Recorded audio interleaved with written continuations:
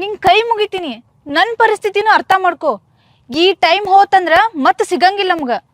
ಮನೆಯಿಂದ ನಾ ನೋಡಿಲಿ ದುಡ್ಡು ಒಡಿವಿ ಬಟ್ಟಿ ಎಲ್ಲ ತಂದೀನಿ. ನಡಿ ಇಲ್ಲಿಂದ ಎಲ್ಲರೂ ದೂರ ಹೋಗ್ಬಿಡುನಂತ. ಮನೆ ಬಿಟ್ಟು ಹೋಗೋದಾ?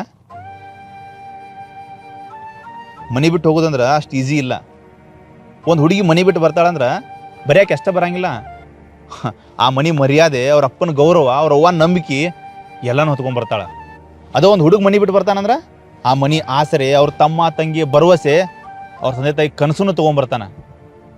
ನೋಡ್ರಿ, ನಾವು ಈ ಕಲ್ಲು ಹೊಡ್ಸ್ಕೊಂಡು ಸತ್ತಂತ ಲೈಲಾ ಮಜುನ್ ನೋಡಿ, ವಿಷ ಕೂಡ್ಸತ್ತಂತ ರೋಮಿಯೋ ಜೂಲಿಯಟ್ ನೋಡಿ ಪ್ರೀತಿ ಮಾಡ್ತಾರಲ್ಲ.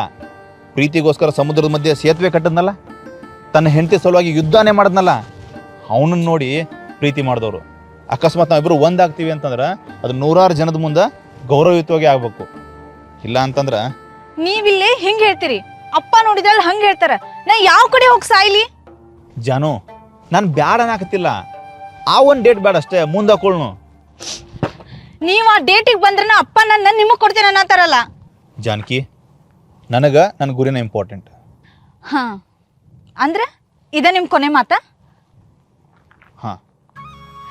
ಹಸಿವಾಗೋವರೆಗೂ ಹಸಿವಿನ ಬೆಲೆ ತಿಳಿಯಂಗಿಲ್ಲ, ಪ್ರೀತಿಸೋವರೆಗೂ ಪ್ರೀತಿ ಬೆಲೆ ತಿಳಿಯಂಗಿಲ್ಲ, ಕಳ್ಕೊಳ್ಳೋವರೆಗೂ ವ್ಯಕ್ತಿ ಬೆಲೆ ತಿಳಿಯಂಗಿಲ್ಲ ಅಂತಾರೆ.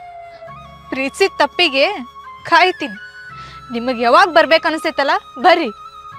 ಬದುಕಿದ್ರ ತಾಳಿ ಕಟ್ವಂತ್ರಂತ, ಸತ್ತಿದ್ರ ಚಟ್ಟ.